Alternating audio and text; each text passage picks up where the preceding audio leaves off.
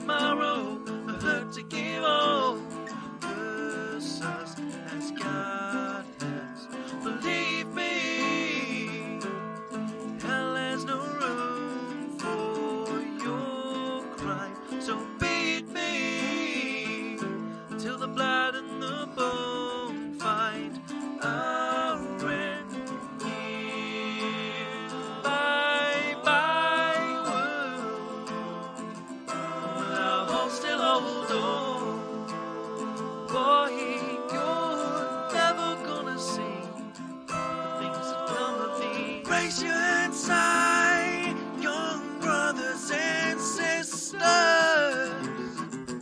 There's a world's worth of work and the need for you. Oh, change is coming. These doors now close. Is there no word for tomorrow if we wait for today? So march to the drumming, show them you're coming. You've been there, played, cut to the carving, bleed until rubbing. Enough they'll take, no. You've been given all the power, boy, now go and make your move. Curse us, these gods aren't faking. Have mercy on the cowards, boy, we'll pray to have you lose. Help us, this world's now breaking. So now they've noticed, oh, you've given it sound. Let us in, let us in. Give me love, all the life, the sweet softer ground. Let us in now. Bye bye world, will our hope still hold on? Boy, you're never gonna see the things that come of thee. Raise your hands high, young brothers and sisters.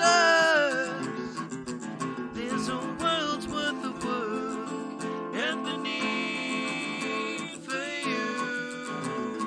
Oh, change is coming. These doors now close. Is there no word for tomorrow if we wait for today? So march to the drumming, show them you're coming. You've been there, played, cut to the carving, bleed until rubbing. Enough they'll take, no more. In the light we'll sing, as all hurt must spring. In the falling cusp of all broken things. In the coming dusk, you.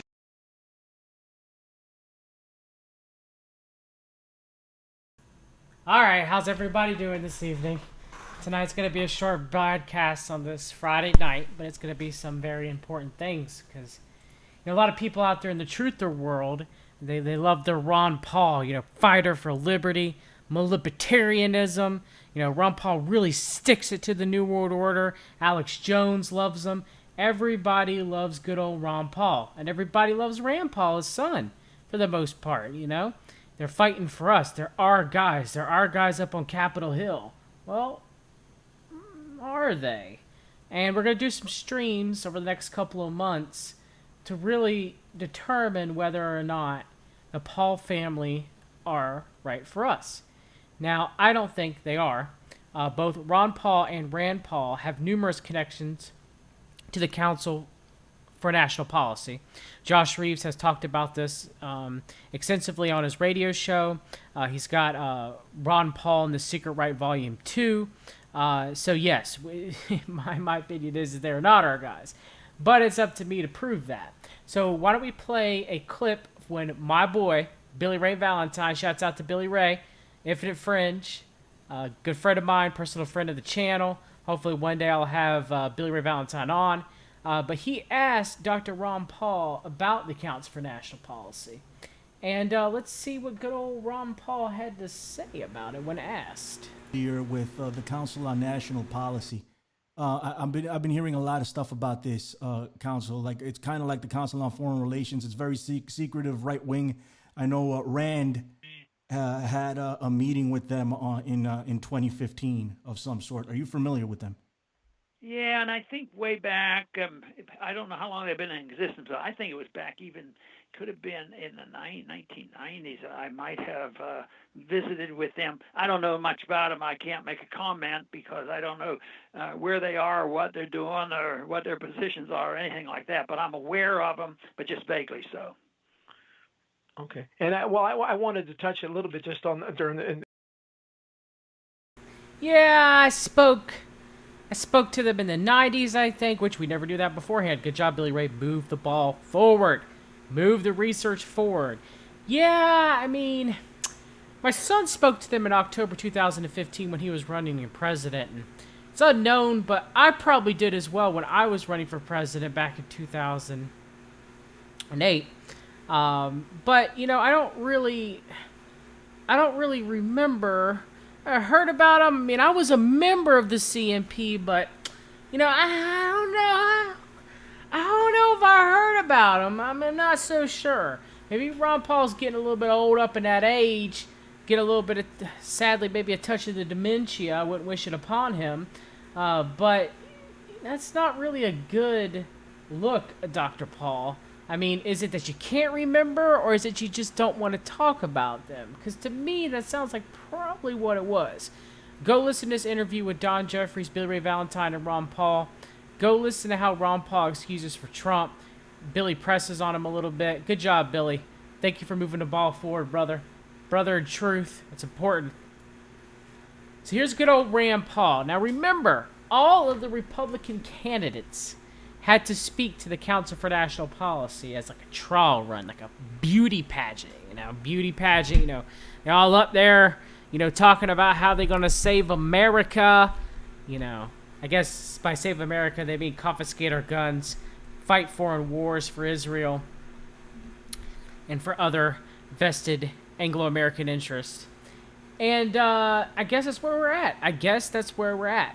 So, when you listen to all these people, and by the way, Donald John Trump spoke to the CMP before he was elected during his campaign in early 2016. Nonetheless, okay, so maybe Rand Paul goes up and he gives a speech to the CMP in McLean, Virginia in October 2015. And, maybe, he just goes up there and he's like, hey, what's up? I'm Rand Paul. This is why I'm running for president. That's all he does, maybe. Why don't we listen to it? Maybe that's all he does. He just goes there and he goes, I'm running for president. Everybody has to do this. I got to do this. So maybe that's what it was. I guess we'll see. Well, to begin, I want to introduce someone who is very familiar to the Council for National Policy, to introduce our first presidential candidate today. Morton Blackwell is a longtime member, in fact, was the executive director of the Council for National Policy. He served as the executive director from 1991 to 2000. He is the founder and the president of the Morton Blackwell ain't just nobody. He's still in the CMP to this day. He was in the CMP as an elite membership roster in 2014. This is 2015, so again, still part of the CMP a year later. He's been in recent, listed on recent signing things at the CMP newsletters that they have put out in recent times, pledging, trying to get Donald Trump to elect, to put Kavanaugh in the Supreme Court and stick by him, or among other things. So Morton Blackwell is like one of the keystone members of the Council for National Policy. Okay, he is high up in there. All right, he's like 32nd degree of the CMP. All right, so let's see what Morton Blackwell has to say about good old Rand Paul. Our guys, libertarians, men of the men. That's how it is. Leadership Institute. He is a leader in the conservative movement. He is a friend of mine, a friend of conservatives across the country. He and Helen live in Arlington, Virginia. Please welcome Mr. Morton Blackwell to introduce our first guest.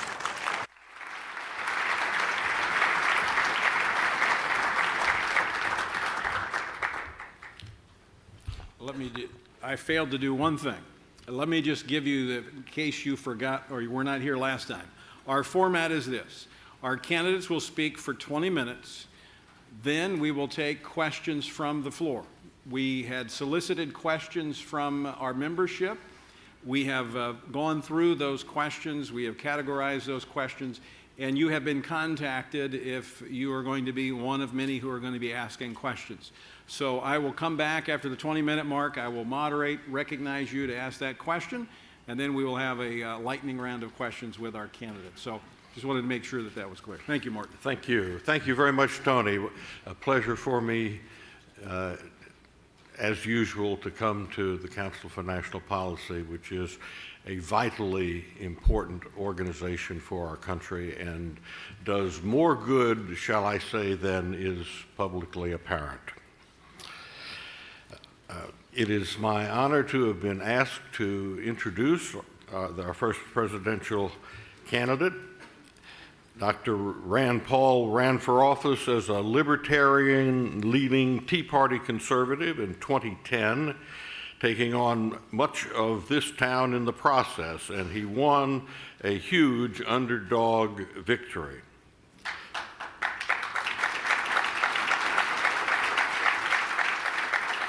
He has become a leading champion of conservative causes in D.C. He was named the most fiscally conservative senator by the National Taxpayers Union. He has authored a 5-year balanced budget plan combined with the nearly $3 trillion flat tax reform. Do you guys understand here what's going on? Rand Paul is a model candidate for the people within the Council for National Policy that glom onto libertarianism. Okay, Morton Blackwell is not saying that Rand Paul is some, anti-establishment candidate that's fighting for me and you. He's, Rand Paul's out there, going against the world order, just like some people and their delusional minds think CFR member Tulsi Gabbard is fighting for us as well. Once you get to that point to become president, no one's fighting for us. That's silly. Not even John Fitzgerald Kennedy was. He was part of the 13 satanic bloodlines, Kennedy family. And so it's just ludicrous. So looking at this, Rand Paul is not our guy. He's just not. He has stood up for the unborn as a sponsor of the Life at Conception Act and secured a Senate vote on defunding Planned Parenthood.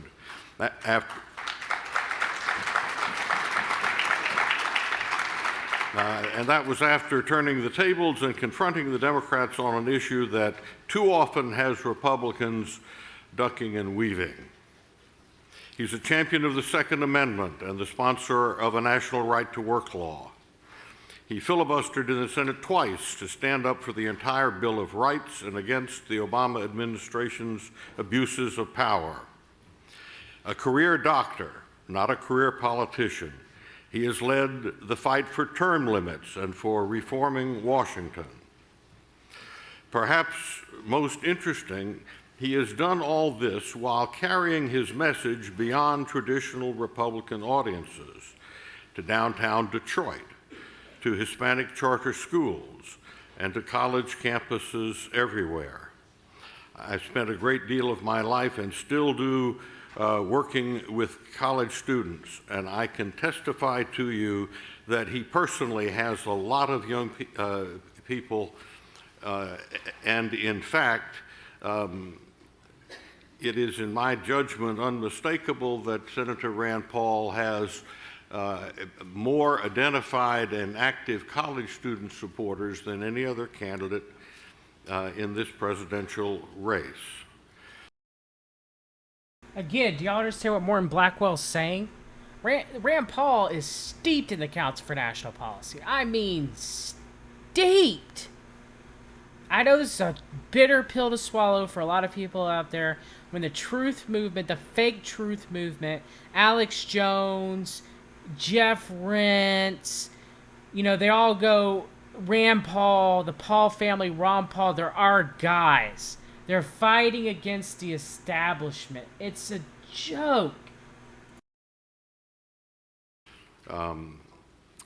I thank him for the things he has done for conservative organizations, including my Leadership Institute, where he's been generous in his assisting the Institute programs. And finally, we all know personnel is policy. And several of the top positions at Rand's campaign and his super PAC are staffed by longtime friends, students of mine, and conservative movement leaders whom you all know well. You heard it there, folks. Rand Paul's staff is stacked with CMP members and people Morton Blackwell knows, and young people within the CMP that they approve. Stacked. Well, Rand Paul is the real deal, and I'm happy to introduce him to you today.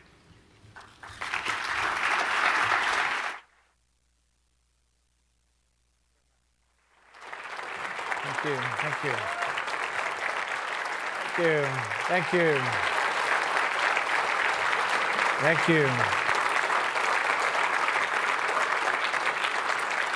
you. Probably no one in the country has done more to create the next generation of leaders than Morton Blackwell. So we should be very thankful for what he's done with the leadership.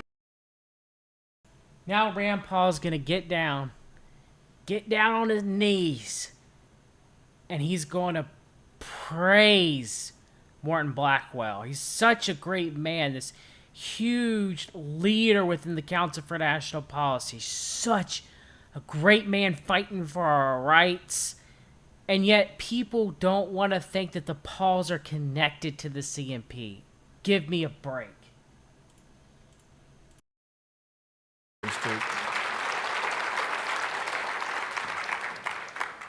The question I'd like to present to you today is, are liberty and virtue incompatible? Are liberty and virtue mutually exclusive? I think the answer is unequivocally no. I think from our founding fathers understood that to have liberty required virtue. Washington talked about... All right, I agree with Rand. I agree with him on that. But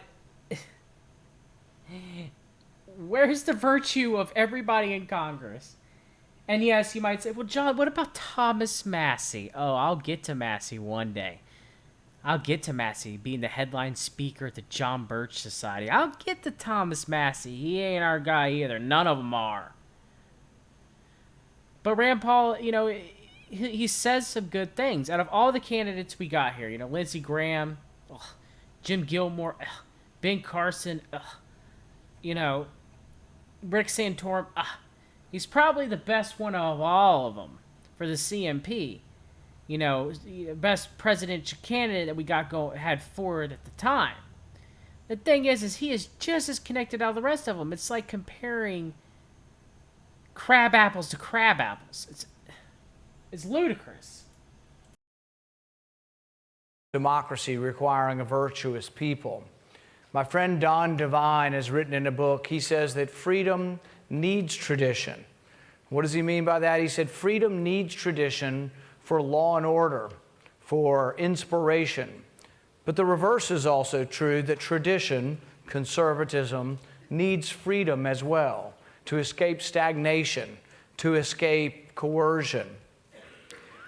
The way Don Devine puts it is he says that this was the ultimate thing that the Founding Fathers discovered, was that the synchronism of freedom and tradition together.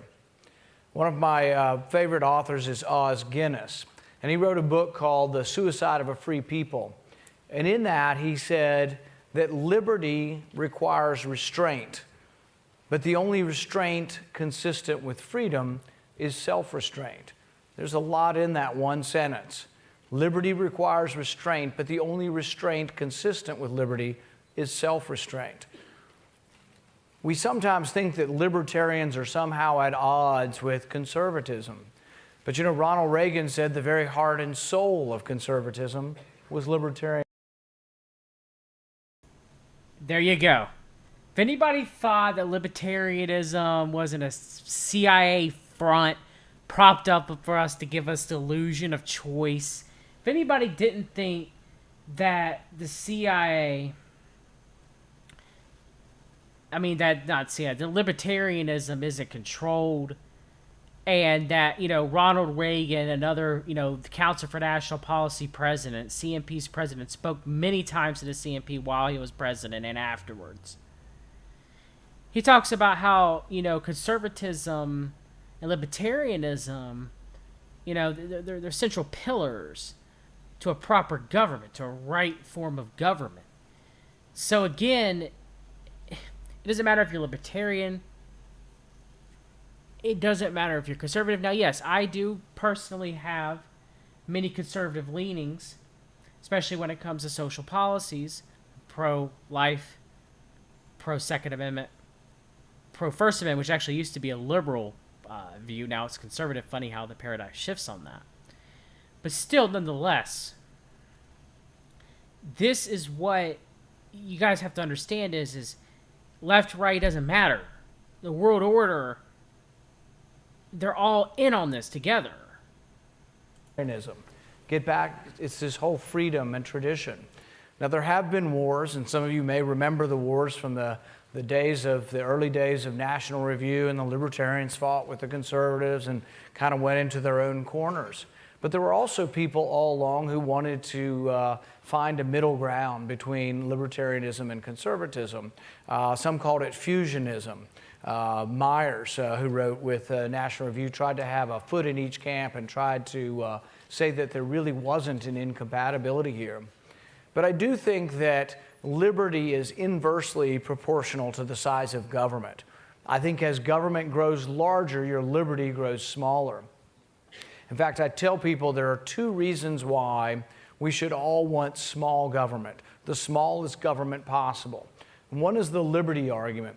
The liberty argument is kind of what Thomas Paine put forward. Thomas Paine said that government is a necessary. Thomas Paine, we're on the part of founding fathers. Thomas Paine was one of the most illuminist, almost Satanist founding fathers as far as his rhetoric. Go read Thomas Paine. He is obsessed with occultism and living out in the woods. Some people could say that he's almost like the inverse of a modern day Owen Benjamin.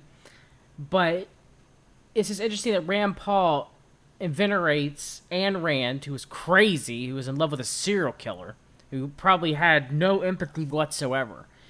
It venerates Ronald Reagan, and it venerates Thomas Paine. Necessary evil.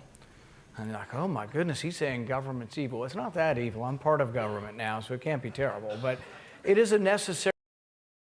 Government can't be that evil, right? I mean, I'm here. My dad was there. I mean, trust me. We're doing good things. Evil. Why? Because you have to give up some liberty. How do you give up your liberty? You give up your liberty through your sweat equity, through taxes. When Bob McEwen gives his speech, he'll say, if you're 100%. What about you give your liberty through, I don't know, giving up things for the sake of safety? Getting, TSA checkpoints, so hopefully, no terrorist events will happen again. You give up your body and you're put under a form of control just to fly on an airplane, or you give up your gun rights in incremental stages because, mass shootings happen. Or false flags happened, so what is it? Like, what taxes? Taxes are how you give up your liberty and your freedom, not, for safety. Because problem, reaction, solution. The world order wants you to give up your freedoms for safety. Even the new Trump, I read in an article today that Trump may sign an executive order making it more difficult for tech companies to protect our free speech. So there's going to be erosion of free speech that's going to be going on. So this is where we're at this time, is we're giving away comfort for big daddy government, which the big daddy government's corrupt, by the way, to come save us. Now, I'm not saying I'm a libertarian for less government. I'm not saying that I'm a socialist for more government. I'm just arguing that we should not give away our freedoms, and taxes are not the biggest giveaway of our freedoms. It's we give away our freedoms for false. It's not even true safety. It's false safety. Percent taxed, you're 0% free, and that's true. So we give up some of our sweat equity to establish government. This is not an argument for no government, but it is an argument for keeping government as small as possible. So if you're 100% taxed, you're 0% free. If you're kind of where we are now, 50% taxed, you're sort of half free, half slave. And that's kind of where we are now. But you want to keep government small because you have to give up liberty. The other reason to keep government small is what I call the efficiency argument. And this is what Milton Friedman put forward. Milton Friedman said that nobody spends somebody else's money as wisely as their own. There's a real truism there. Do you think any government official lays awake at night when they lose money? If I ask any of you for $1,000, you'll think about, well, I had to earn $2,000 to have $1,000 left, and if I'm going to invest in something, I have to think long and hard about what it cost me in my labor to get $1,000. But if you were a politician and I ask you for 1,000 or 1,000,000 or 1,000,000,000, it doesn't make a difference because it's not their money. So it's not that government is inherently stupid, although it's a debatable question. They just don't get the right signals. It's not their money, so they can never be as frugal or as wise with their money. So you want government to be as small as possible. But that leads us to where we are now in Washington. Didn't they say, elect us, we'll be the Republicans, we'll be in charge, and then you'll get what you want, smaller government. Does anybody think government's getting smaller? I think it's getting bigger. So you have a Republican House and a Republican Senate, and we can't do anything. But here's the real sad thing. But Rand, that's by design. I'm not going to say you're wrong here that we're overspending, but we're also spending a lot of money on things other than welfare. You know, foreign wars, for example, black budgets that you're not even accounting for. But yeah, you know, whatever. We can't cut out $500 million for Planned Parenthood, but we will get together and raise the debt ceiling. Not me, but other Republicans will. So what are we using our leverage for? And now some are saying, well, we should get rid of the filibuster. The filibuster is a problem. I disagree. The supermajority requiring 60 votes in the Senate could be used to our advantage. How would we do it? Let all the spending expire. The spending expires automatically every year. We don't have to defund Planned Parenthood. It expired on September 30th. If we would not have restarted it, you wouldn't have Planned Parenthood funding.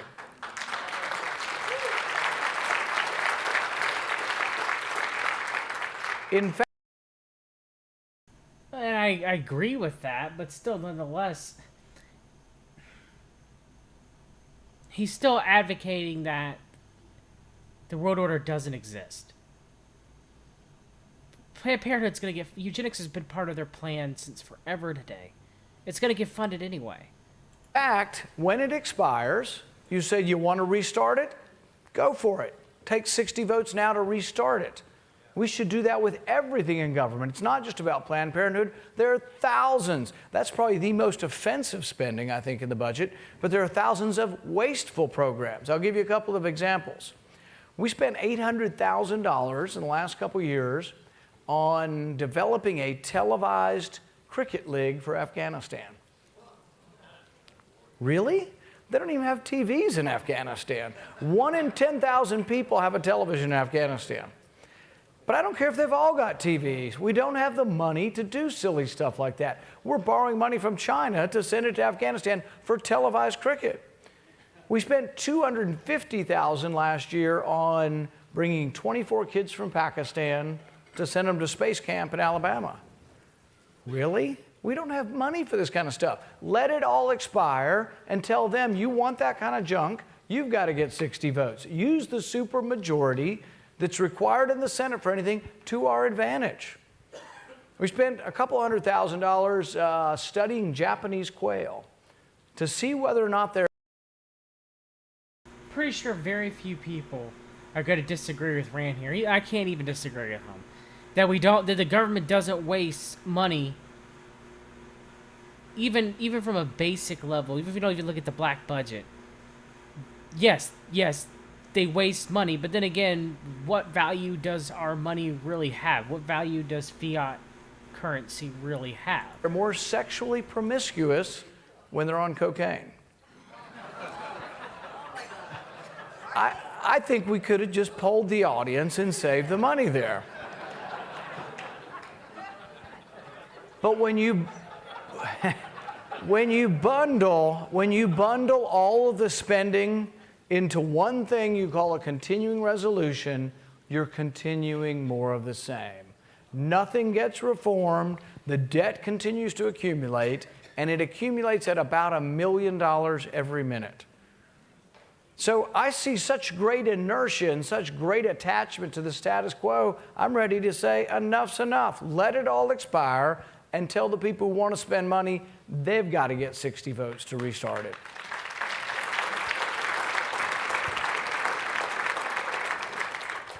When you get outside the Beltway and you enter into America, you find that people are unhappy with Washington and that Washington is completely disconnected.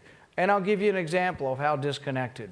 I'm on the Foreign Relations Committee, so I put forward an amendment that said we should not send foreign aid to any country that persecutes Christians. Seems pretty reasonable to me. All right. I agree with that. You would think, who would be opposed to that? And you might say, well, how do you define persecution of Christians? Well, pretty easy to define, actually. If a country has the death penalty or life imprisonment for criticism of the state religion, they call it blasphemy, but it's criticism of the state religion, apostasy, conversion, basically conversion from Islam to Christianity, or death penalty or life imprisonment for interfaith marriage. There's about 25 or 30 countries that have all of these laws.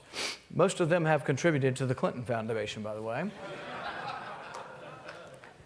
So I introduced this in committee, and I think, well, gosh, this should be a no-brainer. I should be able to get this through pretty quickly. The vote was 18-2. Every Democrat and virtually every Republican voted to continue sending foreign aid to these countries. You know what their argument is? Oh, this is how we project our power. This is how we exert our influence around the world. We don't give the money to the radicals. We give the money to the moderates that are pro-America. And I said, well, after the Afghan war, they put in a constitution, right, in Afghanistan that has the death penalty for conversion to Christianity, death penalty for interfaith marriage, and death penalty for criticism of the state religion. How much influence did we get? I've got an op-ed coming out this week that is called Iraq the Ingrate. It starts out with how sharper than a serpent's tooth is a thankless ally. We spent $1 trillion in Iraq. 4,486. All right, interesting enough, Rand Paul did not mention Israel. Now, the Voice of the Martyrs, say what you want to say about them, and yeah, I can get into there's some corruption and some pedophilia going on. Not with the founders, I believe, but it did occur later on. There's some scandals. I've done some research in the Voice of the Martyrs. But they do, on this map, I mean, Israel is a persecuted nation. Now, you know, of course, they'll argue, well, it's the Muslims. But no, the Palestinian Christians don't have the same rights as the Jewish people who live in Israel. Okay? They've been, you know, you'll hear some stories about Palestinian Christians being thrown off of their olive farms, for example, that they've had for centuries to make way for construction projects or to be handed over to Jewish people who settled there. They have to go through the checkpoints. Now, granted, they don't have to wait as long as the Palestinian Muslims do, but they still have to go through checkpoints and are still monitored and everything like that. So, yeah, you know, the Palestinian Christians that live in Israel are persecuted by both the Muslims and the Jews. So it's just very interesting that, you know, his basis is, you know, extermination of Christians or imprisonment of Christians but what about taking the rights away from Christians? Shouldn't that be a problem too? I mean, I'm Christian. I wouldn't want to take rights away from, have rights taken away from me. and even the United States, we're supposed to protect, all religions. I would actually, unless they harm someone, like I'd argue, like true Satanism should punish, if you're sacrificing people or kids or whatever. Any religion that does that, But it's just interesting how he leaves. When you look at his bill, there's no way that Israel would be implicated in any of that. 6 of our best young men and women died there. And what's Iraq? Who's Iraq's best ally right now? Iran.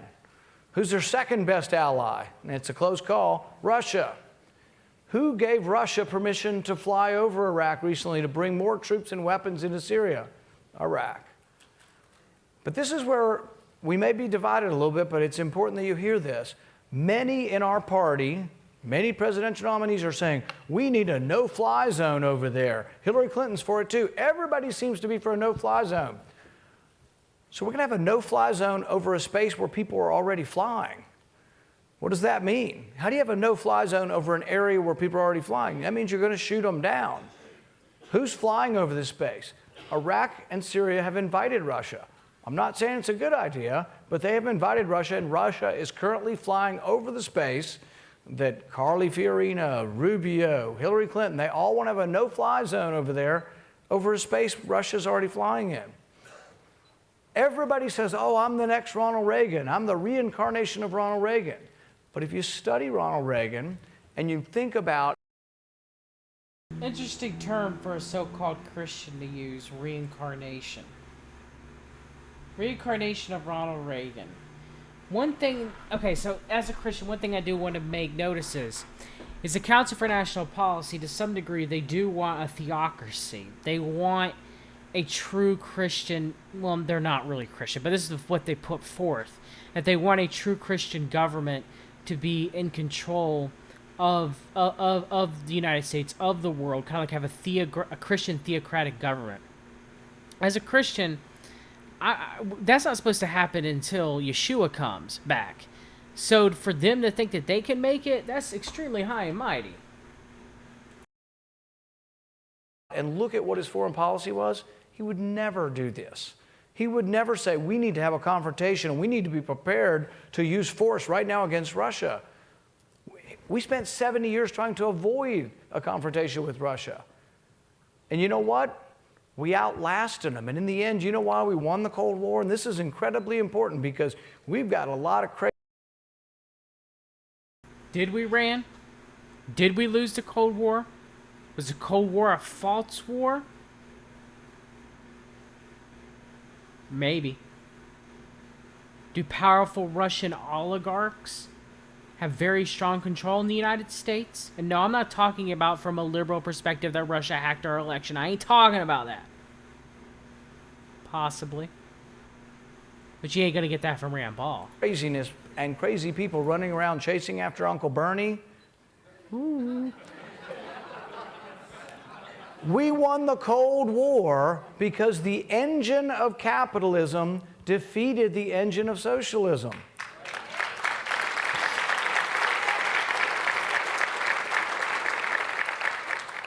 Bernie's running around the country saying, you want free education? You want free cars? You want free clothes?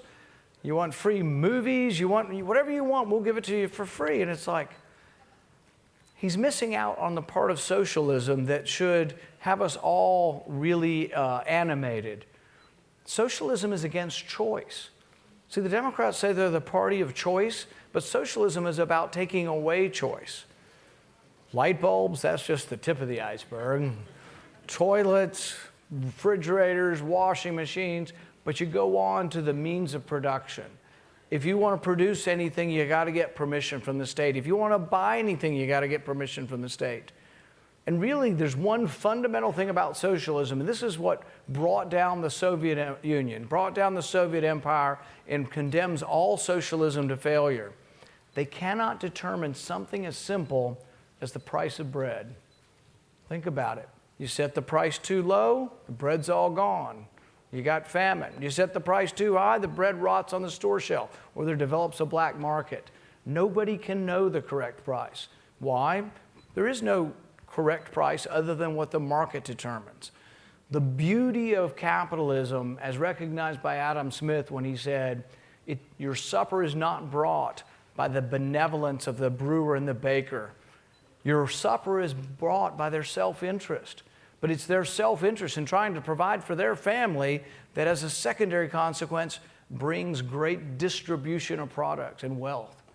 We are the world's richest country in all time. But if we can't explain to the next generation how we got here and what made us great, you know, people are talking about make America great again, but if you don't know what made America great to begin with, how are we going to do it? It scares me probably more than anything else, this groundswell of support for socialism in our country. It's still... That's all this is from Rand Paul. That's all this is left-right paradigm stuff. That's literally all this is.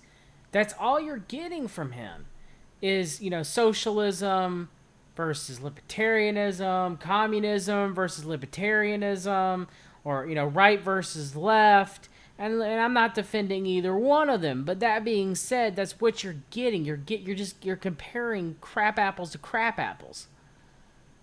Boggles my mind. Does anybody maybe not remember? We're all too young for this, but after World War II, when Churchill is defeated by a socialist in England, how did that happen? How did somebody who helps win the war over there get defeated by socialism? Because the allure of free stuff is difficult to overcome. Our job is always more difficult. We have to sell our ideas 10 times better than the other side. Because if they're selling a cell phone and we're selling opportunity, we've got to be pretty good at what we're selling. We also have to know and believe in what made us great in our founding documents. When I look out and I look at the field and I say, and frankly, people have been saying this, why are you doing this? Why are you still doing this? There needs to be a voice for reason. There needs to be a fiscally conservative voice. And I don't say this to be presumptuous, but I'm the only fiscal conservative in the race. Why? Because you cannot be fiscally conservative if you're for unlimited spending for any aspect of government. There really has to be conservatism in spending, whether it's for military or for domestic welfare. The unholy alliance in Washington is that right and left secretly get together and they raise both. One of the worst things that happened in this town was 2 years ago when Paul Ryan and Patty Murray got together and they got rid of the sequester. People say, oh, we can't have a strong military and sequester. Craziness. Yes, sure you can. All the sequester did was slow down the rate of growth of spending. It did not cut defense spending. It slowed down the rate of growth. And I introduced legislation saying, you know what? If the sequester is a hardship on the military and doesn't give them enough freedom, I said, let's take $50 billion and let them move it wherever they want so it isn't across the board within the military. Let them shift it to where they want to spend it or don't want to spend it. But the military is like anything else. Those of you who were in the military, I defy you to look at me with a straight face and say there's not waste in the military. John Lehman was the youngest Secretary of Navy under Reagan, and I have a great deal of respect for him. He advised Romney, and Romney got half the message. He advised Romney that we needed a bigger Navy. I'm fine with that. If we need a bigger Navy, we need a bigger Navy. But you know what John Lehman said? He said we'd pay for it by getting rid of bureaucracy at the Pentagon. That's right. We stop some red tape, we hire some more soldiers and buy some more ships, and let's get to war. Pentagon.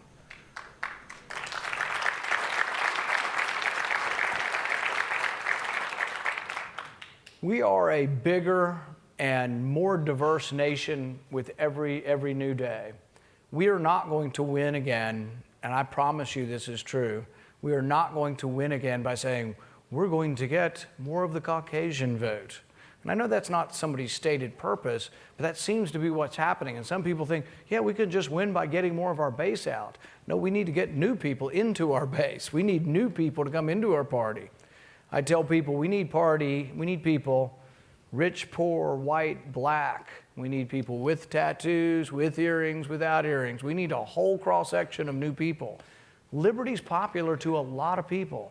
We go on college campuses and the liberty we preach to them is your government shouldn't take your phone records without a warrant.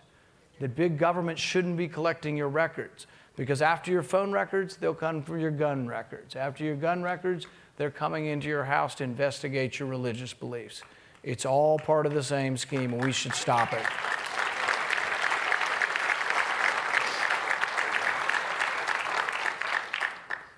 We need to be the party that defends the entire Bill of Rights, and when we are, I think we will be the party that can win again. We're great on the Second Amendment. I tell people, if you don't believe I'll defend the Second Amendment, come into my house unannounced. But we need to defend the First Amendment, the right to express ourselves, but also religious liberty. We need to defend the Fourth Amendment, which is the right to be left alone in our house without the government coming in unless there's evidence, unless there's a warrant with our name on it. But we also need to be the party of the Fifth and Sixth Amendment. I call these the Justice Amendments. The Fifth Amendment says they can't take your property without due process. When you get Mr. Trump here, ask him about his love for eminent domain and how he uses it. When you get Mr. Trump here. Well, he did show up. And he did become president. In his business model to take property from small property owners for himself. The Sixth Amendment says you should have a right to a trial by jury. And you say to yourself, who could possibly be against that? Well, we had a debate in 2011 over this, and the law of the land as we speak is that an American citizen can be detained indefinitely without a lawyer. Well, we were having this debate, and I don't like to make it personal, but with the senator from Arizona, I asked him incredulously on the Senate floor, I said, do you mean an American citizen could be plucked up for an accusation alone in our country and sent to Guantanamo Bay? He said, yep, if they're dangerous. Sort of begs the question, doesn't it? Who gets to decide who's dangerous and who's not? And I was thinking to myself at that moment of Richard Jewell. You remember Richard Jewell? Everybody said he was the Olympic bomber. Everybody said that he had exploded this bomb. He met the profile. He had glasses. I see a few of you. He had a backpack. He was solicitous to the victims. I don't know why that's a characteristic, you know. But everybody said he did it, but he didn't do it. But I was thinking, what if Richard Jewell had been a black man in the South in 1920? That's why we have the Bill of Rights, to defend minority rights. People say, well, you're not a minority. You can be a minority because of the color of your skin or the shade of your ideology. You can be a minority because you teach your kids at home. You can be a minority because you're an evangelical Christian. You can be a minority because you don't believe in God, or you can be a minority because you believe in the Constitution. We need to defend individual rights, and we can't be so careless with our freedom that in the fear of terrorism we say, any accusation is fine, just haul them on off. Some of the characteristics that your government promotes as being potentially dangerous, that you should report your neighbor if they do this, are likes to spend in cash, likes to use cash, has changed the color of your hair. I'm not going to ask for a show of hands on that. Has multiple weapons in the house. I'm not going to ask for a show of hands on that one either. But if those are the characteristics of a terrorist, my goodness, wouldn't you want your day in court? Wouldn't you want a trial? Wouldn't you want a lawyer? Are we so careless with our freedom that we would give up one of the most fundamental rights, the right to a trial by a jury? I'd like to end with one story that goes along the same vein. The Sixth Amendment also says you have a right to a speedy trial. You're not supposed to rot in jail with an accusation. Kalief Browder was a 16-year-old black kid from the Bronx. He was accused of a crime, and he was sent to Rikers Island. He was there for 3 years without a trial. 2 of the 3 years, he was put in solitary confinement. He was beaten by gangs and by guards, and who knows what else happened to him. He first tried to commit suicide in prison, and then was let out but could never recover from whatever happened to him in prison, and then finally did commit suicide. Never tried, kept in prison for 3 years. My message to you is, you want to win the ideas of liberty, religious freedom, limited government, you want to win those ideas, and you want to have a big enough crowd to actually win again, we're going to win again when we defend the Sixth Amendment with the same passion we defend the Second Amendment. That's the party I want to be part of, and I hope you do too. Thank you very much. I'm not going to say that that's the worst speech in the world. You know, Jesus Christ in the chat says this is actually a great speech, and yeah, Donald Trump gave some great speeches during his 2006 campaign, and a lot of us voted for him, including myself, and look where that freaking got us. I'm never voting for anyone ever again. I'm never being fooled again. 2014, John Brisson would have slapped 2016 John Brisson in the face for being an idiot. I didn't know about the Council for National Policy then, you know? So, but I do now. Just because someone gives a great speech, just because someone checks all the marks, just because someone tells you what they want you to hear, you have to go based on of who they're affiliated with, who donates to them. Once you get that, you can pretty much see who they're going to become president, and the same thing can be said of Trump.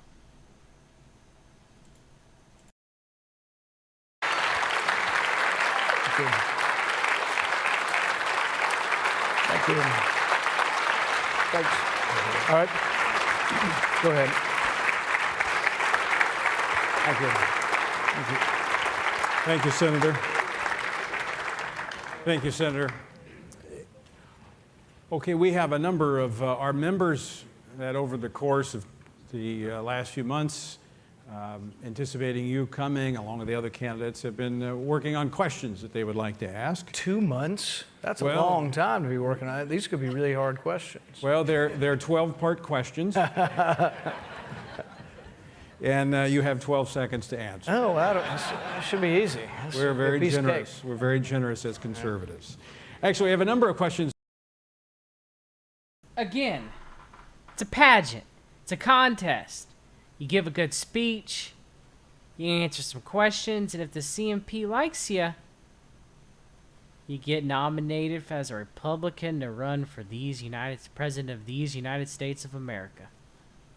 That's how it works. How it works.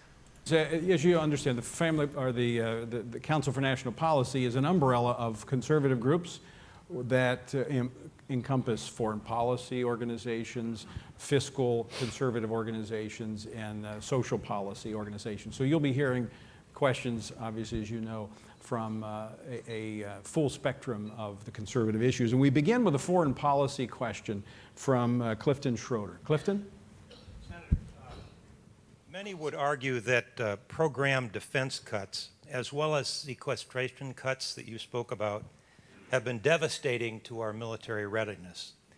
Additionally, that social experimentation is destroying morale in the armed forces, and there is also the We need those foreign wars, Rand Paul. You can't cut the money. You know, we got to be in Syria, and we got to be in Yemen, and we got to eventually go to Iran, and maybe North Korea, and maybe Venezuela, and wait. Trump's president now. Did he stop wars like he said he was going to? Are we still bombing Yemen? Are war drums still going on in the Middle East? Venezuela's being destabilized by the United States? Wait, what? Trust the plan? perception among many that there is an all-out attack on religious liberty inside our military, which is making recruiting very difficult, if not impossible, for quality recruits. The question we have, Senator, is what would your priority actions be regarding the restoration of our military readiness? I think when we talk about having a strong national defense, that it's not, we start the argument, I think, in the wrong context. We start with dollars instead of starting with vision. And so I think you have to start with a strategic vision of what we're going to do, what is our role, what are our American interests, and have the debate over that. That being said, if you ask me what do I believe is the highest priority for spending, it would be defending the country. It's in the Constitution. It is a constitutional duty and role of the federal government. Can't be done by cities. And we sort of, I think, all have acknowledged it needs to be a federal defense of the country. And so if I'm looking and weighing priorities, I would always say that the priority would go to national defense. But I also agree with Admiral Mullen, who said that the number one threat to our national security isn't global warming. It's, we're not televising this, are we? It isn't global warming. That's the dumbest thing I have ever heard, all right?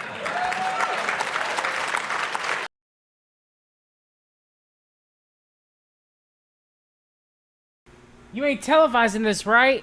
Right? Liberals are going to hear about me talk about climate change, right? How dumb it is, right? Am I right, guys? Am I right?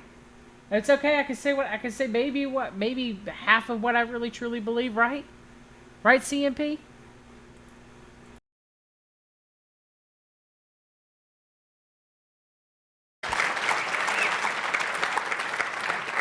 But the number one threat to our national security is our debt. You cannot project strength from bankruptcy court.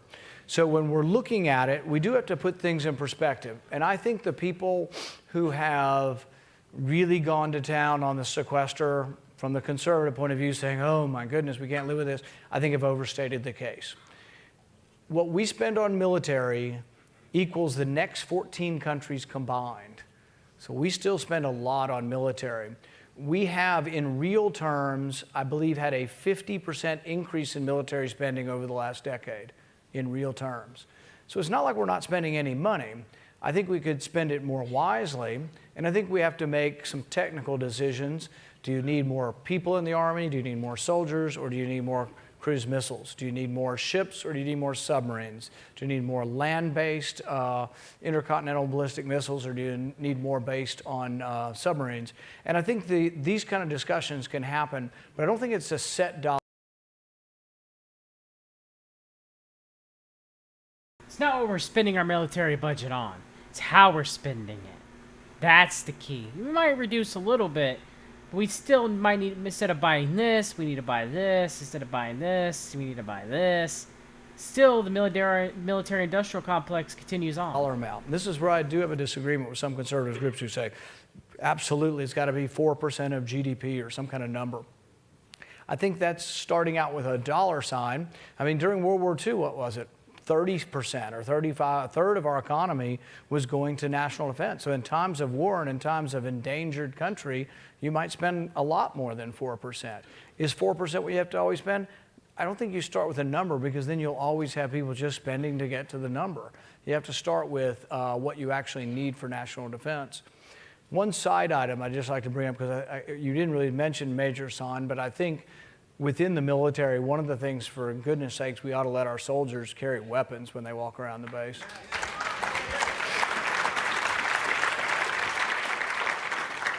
Senator, our next question is on the environment. Oh, good. We just got started on global warming. I got more. Actually, it's the social environment. Oh, okay. All right. And to ask that question, Bishop E.W. Jackson.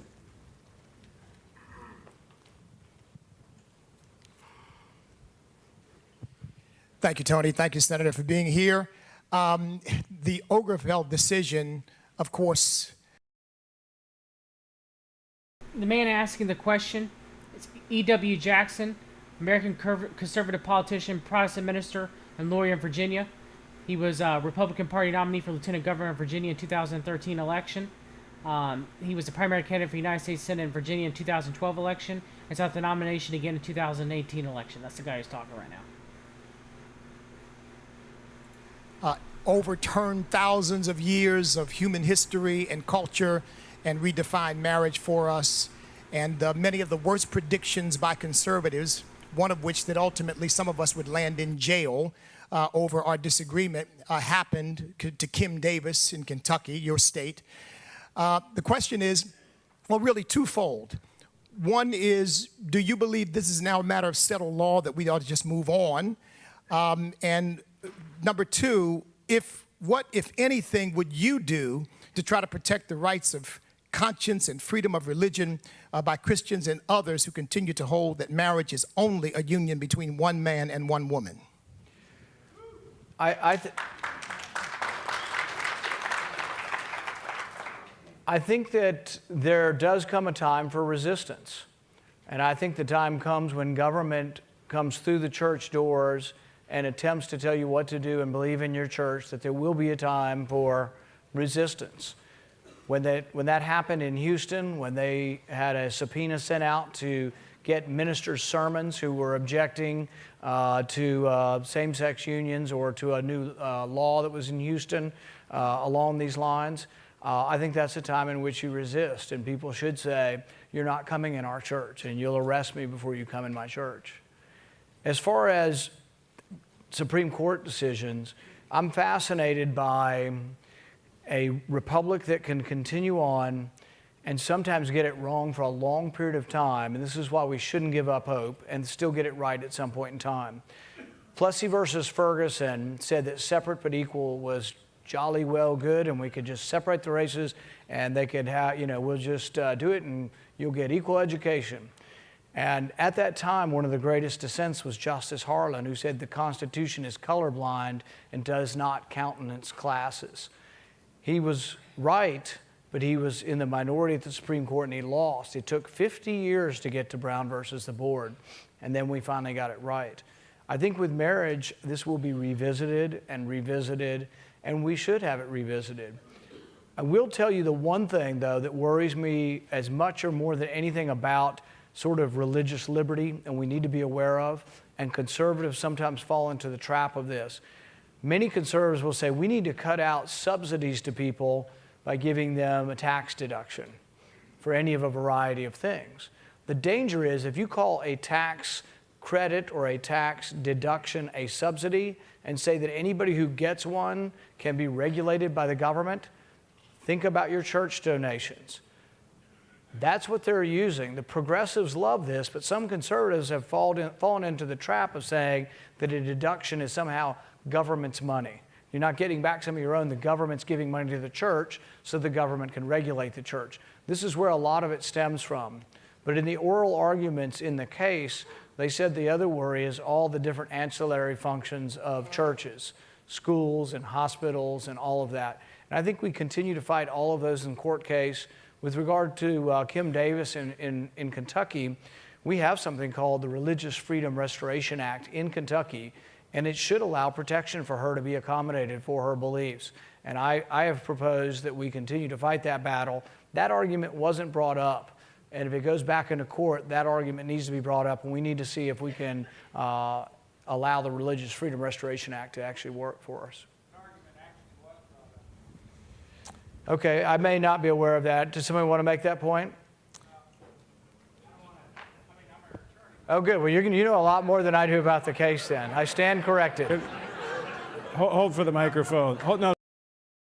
One interesting thing I want to mention is that the Council for National Policy is a 501c3, meaning they have taxes and status. It was revoked by the IRS in 1992 on the grounds that it was not an organization run for the public benefit. The group later successfully challenged this ruling, and when I get to the 1990s, I'm going to talk about this in more depth. It was very interesting at Rand Paul talking about this when the CNP, does have tax-exempt status. Oh, hold for the microphone. I don't want to divert the question, but I just didn't want that statement to go without a response. That argument is part of the case, and it is part of the Kentucky Religious Freedom Restoration Act. That's part of the essential case. It's just that the judge has refused to rule upon that. So he didn't actually rule on the Religious Restoration Act, Freedom Restoration Act? Not yet. Okay, so you think, and just from your perspective, there still will be some kind of court case and ruling on all this? Yeah, in fact, probably another hearing will be within the next 30 days or so, but part of that's up on appeal because the judge won't address the Kentucky RFRA, and that issue's on appeal, but it's also going in the lower court. But it's definitely a central part of the argument that Kentucky RFRA should exempt her based upon her deeply held religious convictions. Good. And by the way, Matt Staver, the attorney for Kim Davis, will be on a breaking news panel later today, so you'll be able to hear more about that case. Senator, I do want to do a follow-up to the bishop's question. In terms of religious freedom, and you talk about the church, religious freedom, do you see that as something that this encompasses the church, or it is a right that goes to individuals where they can take wherever they go? I think to individuals, and that's why I see the Hobby Lobby was a great decision but it didn't go far enough because they said Hobby Lobby being very, very closely controlled by one religious family, they could allow it to happen. But no, I think any kind of business should be allowed to have religious mores that say we don't want money going to abortion in our business. Okay, thank you. Our next question revolves around economic issues, and to ask this question is Joseph Farah. Joseph? Joseph Farah, longtime member of the Council for National Policy. He runs WorldNet Daily. Hey, Rand, you touched on this question in your opening remarks, and again, I think in one of your responses, but it's really not a topic that's getting much attention in the debates by either party, and that is the question of our, burgeoning debt of over $18 trillion. And a two-part question is, how would you approach this issue as president? And secondly, at what point would you say no to any suggestion about raising the debt limit? Yeah, this is a good point. We talked a little bit about on the continuing resolution how we could use that in our favor to let it expire, and then they would need 60 votes to get everything started. On the debt ceiling, I'm going to fight on the debt ceiling as well. It is and should be leverage for trying to get reform out of government. And it's a mistake just to keep raising it, and I won't vote to keep raising it. One of the things that, and I see several people from some of the groups that supported this in the past, was in 2011 when we did something called cut, cap, and balance. I'm going to reintroduce that again. That's already, we've written it up and we're going to reintroduce that. And it's a fairly high bar, as it should be. You have to pass a balanced budget amendment, and then I'm fine with raising the debt ceiling for what it takes to balance the budget over a 5-year period. But realize, and this is where the consternation should come in with Republicans in Washington, every Republican in the Senate voted for a balanced budget amendment, but about 15 will vote to actually balance the budget. Will actually vote for a budget that balances. Because I've introduced a couple, and so has Mike Lee, and we usually I get mad at him sometimes. I told him I wasn't going to vote for his because he got one more than I got. He got 17 and I got 16, but if I wouldn't have voted for his, we would have been tied. But it tells you that only about a third of the people are willing to make the cuts. And this also goes to another issue. We've had this with military. I don't think you're a conservative if you vote for unlimited military spending that's offset. So we had an amendment put forward by Rubio and Cruz that would increase defense spending by $190 billion. And both Rubio and Cruz said that was just fine with them. The debt would increase them by $190 billion. I introduced a side-by-side amendment to say, if you're going to raise spending for the military $190 billion, you got to cut it somewhere else. But then neither Rubio or Cruz were willing to make the cuts. It's easy to vote for spending for something you want, but it's harder to find the cuts to say we're going to offset this so we don't become weaker as a nation by going further in debt. Senator, we move now to a topic that I think you're very comfortable with, and that is in the issue of freedom and our freedoms as Americans. And to ask our next question is the former Attorney General of Virginia, Ken Cuccinelli. Good afternoon, Senator. I think you can probably guess what I'm going to ask you. You've touched on it in your remarks and wanted to ask you to expand on your view of the proper balance between security and liberty, particularly as it relates to things like the NSA's government surveillance and the gathering of telephone metadata, which you've spoken frequently about. And I know the answer, but I think everybody else should hear whether you think that violates the Fourth Amendment and what ought to be done about it at the government level. There's a couple things with the bulk collection of your phone records. Number one, the head of the intelligence agencies lied to us and said they weren't doing it. That gets, it goes a long way towards trust, and you have to have trust in your officials because they have such enormous power to look at all of your records any of the time. And then they say, oh, well, we're not looking at, we're collecting them but not looking at them, but we have to then have trust and believe them. But if they're lying to us and saying they're not even doing the program, that's a big problem. The Fourth Amendment says that you have to individualize. You have to have a name on the warrant, you have to have suspicion, and then you have to have a judge sign it. They're not doing any of that for this. They just say your records don't belong to you anymore once someone holds them. The old notion was that the government was protected from coming in your castle to get your records, and a man's house was his castle or a woman's house was their castle. But now our records are in a cloud.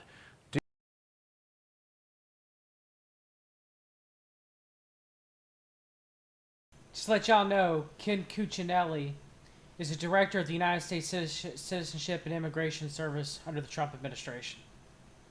Council for National Policy member. Do you have any expectation of privacy there? Well, in 1928, the Supreme Court said, no, you don't have expectation of anything with your phone calls. Then in 1968, 40 years later, they changed their mind. In the late 1970s, they said you don't have an expectation of privacy in your records. I think they're wrong, but they haven't corrected that yet. But that's kind of where we are now. So there's a dispute whether or not it violates the Fourth Amendment. I think it does violate the spirit of it. And people then will argue, well, we have to give up this liberty because we need to be safe, and people are attacking us. People are attacking us, and I agree we should do everything we can to stop the people who are attacking us. But when I had this debate with Governor Christie, and I don't believe he was listening, but Chris Christie, head of the Trump administration's transition team at one point in time, head of he was like an opioid czar on the Opioid Commission too as well, Council for National Policy member, former governor of New Jersey. I said, I want to collect more records of terrorists, just less records of everybody else.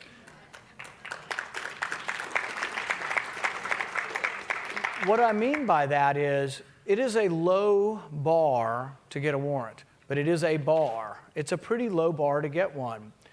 So for example, the Boston bombers, I think they crossed a bunch of bars. It would have been easy, and had I been a judge, and even though I'm a person who believes in a lot of privacy, I would have signed a warrant to look at the Boston bombers' records. I would have also probably tried to find out whether he was leaving the country, which we didn't do. So I think we've spent billions of dollars doing mass surveillance when maybe we could have taken some of that money in direction and gone towards individuals and individualized this. I think really every attack or potential attack we've had in this country, there's been suspicion in advance. The 20th hijacker was Moussaoui. We had him and his computer a month before 9/11. The FBI agent who should have gotten the medal, I think we gave the medal to the head of the FBI, it should have been given to this agent. He wrote 70 letters to the FBI saying, would you let us ask for a warrant? They were never denied a warrant, we never asked for one.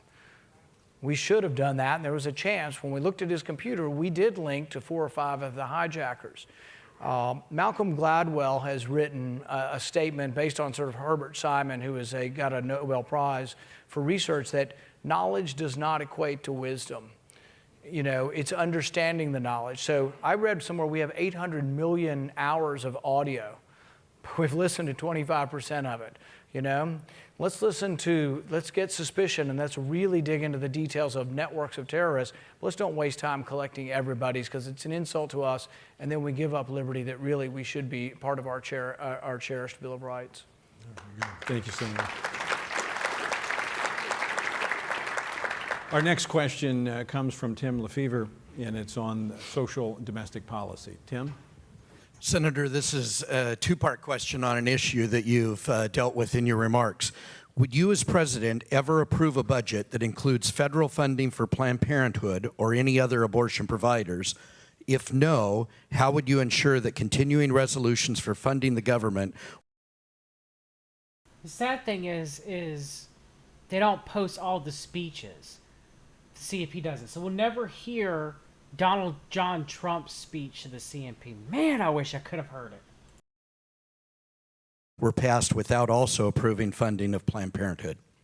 The answer is no, and the answer is also that as a senator over 5 years, I've never voted for any continuing resolution that included any money for Planned Parenthood. I've been a no vote every time.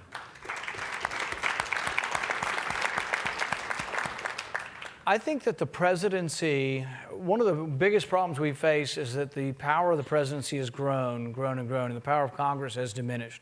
We no longer have the checks and balances that we once had.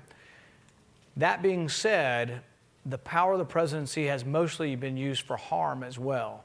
Government has gotten bigger and regulations have been piled on by executive order. We have never had, and I would argue this strenuously, we have never had a Republican that was elected to undo that. If I were elected, I would use every bit of power of the executive to undo the powers that have been accumulated by the executive. Yeah, didn't Trump say similar to that Obama signed a lot of executive orders and he wouldn't do the same? Well, I guess that was a lie. Regulations, taxes, anything I can do, including Planned Parenthood. But the real answer with Planned Parenthood is very simple and could occur now. This is why I don't want you to accept what the Republican leadership is telling you. They're telling you we can't get 6 votes from Democrats or 7 votes to defund Planned Parenthood. If the spending expires, tell them they need to get 60 votes to fund it. It's very easily done, just takes courage. Thank you, Senator. We're coming up to our final 10 minutes of our time with you. I know you have to catch a flight, so we appreciate you being here with us this morning. But we're going to move into now a lightning round of questions. These questions are asked of all the candidates, and we'll ask you if you can keep your responses to 60 seconds or less. No filibustering, in other words. What is, and I think you touched on this, but what is the single greatest threat facing our nation today? The debt. That's under 60 seconds. That's good. I don't know, not fighting foreign wars or increasing immigration or propped false economy, which I guess the debt could be some of that. None of that, just debt by itself. Okay. Upon election, would you rescind President Obama's executive orders, and how would you use executive orders during your presidency? I think that's similar to the last answer, yes. And I would not only rescind his, I would go back as far as we can go back and start undoing things. I mean, this is a problem. Like the first George Bush changed the definition of wetlands, and in the stroke of a pen, doubled the amount of wetlands and doubled the amount of federal involvement in our backyard and all that. That could be undone by executive order. Very good. In the introduction, this was touched upon by Morton Blackwell, but as we know in the movement that personnel is policy, can you name a couple of your top advisors that are movement conservatives? Doug Stafford leads my effort, and he worked for Right to Work for probably 15 years. His wife went to Leadership Institute. Right to Work has many connections to the CMP, many connections. I think at one point in time I had 5 or 6 people, I can't name them all right now, that had gone to the Leadership Institute. But I am very proud of what Morton does over there, and I forget the number. The number's staggering, and the tens of thousands of kids that have gone through there, and that's ultimately how we're going to win the battle. How does your faith impact your decision-making process, and how would it affect you if the American people elected you as president? I pray every day for guidance. I am very much one who understands. Notice, he didn't say he prays to whom. Now, I pray to God. I pray to Yeshua every day. But Ron Paul didn't mention who he prays to. Human frailty, my own included. And I think that everything that we do in government has a moral basis to it. You know, even spending money that is the next generation's money is immoral and wrong. And to me, it would affect and does affect every decision that I make. With that in mind, do you see increasingly a hostility in this country to other Christians who want to take that same faith to their workplace, whether they be a police officer, whether they be a pharmacist or a truck driver? And if so, as president, what will you do to reverse that environment? Well, I think we misunderstood the First Amendment to say that it's about keeping, religious people out of government. It's really about keeping government out of religion. And we just misinterpreted that over time. And look, we have a prayer every morning in the Senate and in the House when we open it up. There are many bodies of government. Every body of government, probably other than our schools, is allowed to have a prayer. And so I think we went overboard with that. And I think there are ways, definitely ways that we can allow religious people and religion. And, you know, the opening of my remarks is not only do we need to do it, it's a necessary part of a republic. You can't have a republic if 98% of the people are hoodlums. We usually have the opposite. 98% of the people are people with a religious faith who have a religious undergirding that causes them not to be criminals. I mean, that you rely on that. There aren't enough policemen to arrest us all. So we do rely on an environment that does have virtue in its people. And so you see that as something that you would use your presidency, or to use this term, the bully pulpit. Doesn't sound good going with religion to use the bully pulpit, but you would use that to protect that freedom. Well, and also with the understanding that there are certain things government can't do. Right. So I think right now, the number one associated factor with poverty in our country is having kids before you're married. But I'm not for a law that says you can, but I am for... But as president, you can yes, talk about those things absolutely, without passing a law. Absolutely. And I think it's also, I always tell people, if I meet people who are pastors, you need to talk about it too, because I can't fix it. I can't necessarily fix it. Good point. What will your leadership provide that is completely unique from the other candidates in this race vying for the presidency? I touched on this a little bit, is that I really do believe I'm the only conservative in the race, because to be conservative, you have to be conservative with all the money, not just some of the money. So if you believe in unlimited military spending and you want to conserve the welfare spending, I consider you to be part of the problem. And really, that's what goes on in the Capitol, is there's an unholy alliance between right and left, and because of that, we borrow $1 million a minute. And so that will ultimately be a discussion. It is what distinguishes me from others who say they are conservative, that if you're going to increase defense spending by nearly $200 billion, but you're not going to willing to offset that with spending cuts, that's just not a conservative notion.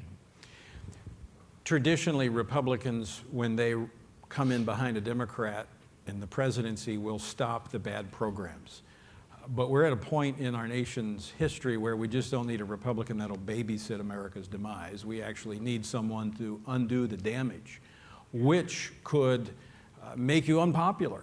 I've been that before. Oh, have you? Yeah, okay. I've been that before. Are you willing, with that in mind, are you willing to be a one-term president? Absolutely. I think that I've shown that in the Senate I'm willing to stand for a long time and stand up against the vast majority. I can tell you that when I made them stay over Memorial Day to debate the Patriot Act and the NSA, I don't think I was very popular with my colleagues. All right, one final question for you, Senator. I do appreciate you being here with us this morning. We're grateful for you taking time. And as we have talked about, I think it speaks a lot to those candidates who want to come here and talk to you, share their ideas, their vision for America. And we should take that into consideration when it comes to who we support in this election. As you seek the presidency, you've come to CMP to gain the support of CMP members. Should you be elected, will you pledge to continue this conversation and come back here at future meetings? That's an easy one. Yes. All right. There you have it. I will pledge to come back to the CNP. There you go. Very good. Senator Rand Paul. That's right. Thank you so much for being here.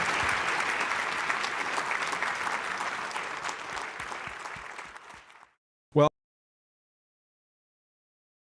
all right, I'm going to leave you with a little bit, and then we're going. That's it for this evening. Hope you enjoyed this part one on our Ron and Rand Paul and their connections to the CNP.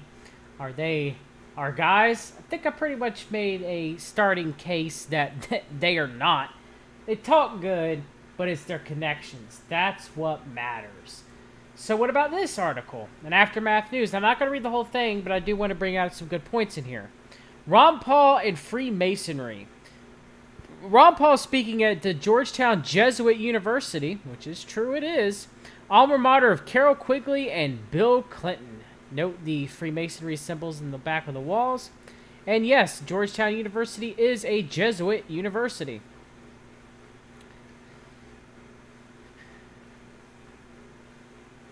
I just happened to stumble across this comment over at the Daily Paul yesterday, and though I should share it for whoever is interested in knowing whether or not Ron Paul is a Freemason. This does not prove anything in that regard. However, it makes the probability that he is a Freemason very much higher, since Eastern Star members are generally married to Freemason husbands. Rainbow girls are generally children of Masons, and because Ron Paul's father was also a Mason, And it also, in addition, according to the comment, respects the organization, which is wholeheartedly uncharacteristic of anyone who's supposedly fighting against a Masonly inspired New World Order. Ron Paul is also an unofficial member of the John Birch Society, which this was written in 2008. I'll also say that he is a member of the Council for National Policy, and has spoke to the Council for National Policy in 1990, and as we just heard, so did his son, and his son possibly continued to speak after the 2015 meeting, which he did. Which is founded by Masons, funded by Nelson Rockefeller, and run by the Jesuit-trained Knights of Malta, which many Council for National Policy members are Knights of Malta. In other words, the JBS is a gatekeeper organization designed to control the opposition and to make sure nothing substantial is ever done to impede the New World Order system, which just keeps on rolling over humanity. God, it's almost like freaking Josh Reeves wrote this. If you've watched The Secret Right Volume 1, you would know. Ron Paul and Freemasonry. On April 20th, 2008, The Oak says, Liberty Oak Ranch. Quitting using Ron Paul as a forum for your bigoted beliefs. You know anything about him or his ideals, obviously. You also know nothing about the Freemason or Eastern Star organizations. 1. Ron Paul's father was a Freemason, and Dr. Paul has said many times that he respects the organization, has been to many of the open meetings in his district. I should know, I was a scheduler for 10 years. 2. His wife Carol is a member of the Velesico Order of the Eastern Star and maintains her membership in the Freeport Area Lodge. 3. Their daughters Lori and Joy were both Rainbow Girls, another organization associated with Freemasonry. Your hateful rhetoric regarding a benevolent, biblically based organization is likely to those who fear of the unknown. It spawns lies and hate towards those who are innocent and have done good for others. Just try taking your child to a Shriner's Burn or crippled children's hospital. They will take care of your child regardless of their ignorance and will do it free of charge. What about the Royal Order of the Jesters? What about them? You know, their connections to the Shriners and how the Royal Orders of Jesters have sex with prostitutes and cheat on their wives and do debauchery things and are usually made up of pillars of society, like doctors and lawyers and everything like that. What about them? Yeah, the Shriners may have a nice coat of paint, you know, wearing fezzes and driving 0-point turn vehicles during parades. However, what is behind the Shriners in the Royal Order of the Jesters and Masonry is not. So then he goes and actually tries to trick down. Now he says whenever he clicks that link, the link is denied. So I went to see if that is true. So I pulled it back as far as I could on the Internet Wayback Machine. Now this is where it gets interesting. Liberty Oaks Branch's comment is on April the 20th, okay? April the 19th, 2008 by Sven's son. When you scroll all the way down and you go to number 2 to check to see the quote that would be on April the 20th, you can't no more. It's gone. So then you're like, okay, well maybe that's an error. So what if I just go to the next time it was looked at on the Daily Paul? Access denied. You are not authorized to access this page. Oh, I wonder why. Is it because someone spilled the beans on Ron Paul being a Freemason? So the guy, and I'll put a link to this article in the chat. Oh, not a chat. Well, I'll put it in the chat, but I'll also put it in the show notes. So he goes on to discuss of why it's likely that they went to those specific lodges because they're in the general areas where the Pauls were be at. And then he goes on to bring John Birch Society speeches by Ron Paul, which Josh Reeves played. It has a good part of the end of his Secret Right Volume 2 documentary. I suggest that you go and purchase it. I'll put a link in the show notes. Watch Volume 1 and Volume 2, where you know, it discussed Ron Paul being in the Council for National Policy, Ron Paul, you know, giving this John Birch Society speech, and Ron Paul being a Mason and giving out Mason handshakes. So yeah, Ron Paul, the Mason. Well, that's it for this evening. I hope you guys enjoyed this stream. We're going to do more streams on Ron Paul and Rand Paul and their connections to the Council for National Policy and Masonry and Knights of Malta and whatever connections we find on the both of them on a later date. Next week, hopefully finally should present part 1 of my slideshow on the connections between Donald Trump and Jeffrey Epstein. And then Thursday, Lord willing and the creek don't rise, we're gonna have George from CavDev returning, and us giving our second presentation on the Franklin, things that we did not cover previously beforehand. As well as I might have Jimmy Jean and Epic Journeyman, hopefully, for one episode of Dudes Talking next week if you guys are free. But I hope that's about it, everybody. Thank you for joining us this evening. And always, till next time, read the documents. Good night, everybody.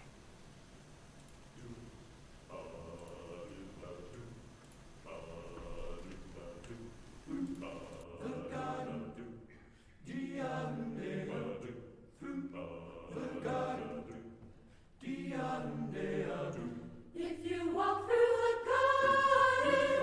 the garden, you better watch your back. Well, I beg your pardon. Walk the straight and narrow track. You can walk with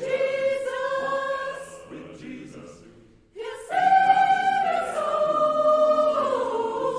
soul. You gotta keep the devil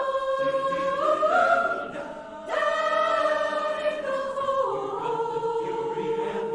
You got the fire and the fury at his command. But you don't have to worry. You know that Jesus has. You can walk with Jesus. He'll save your soul. You gotta keep the devil down in the hole. And all the angels sing about Jesus' mighty sword, and they'll shield you with their wings. They'll keep you close to the Lord. Now don't pay heed to temptation, 'cause his hands are so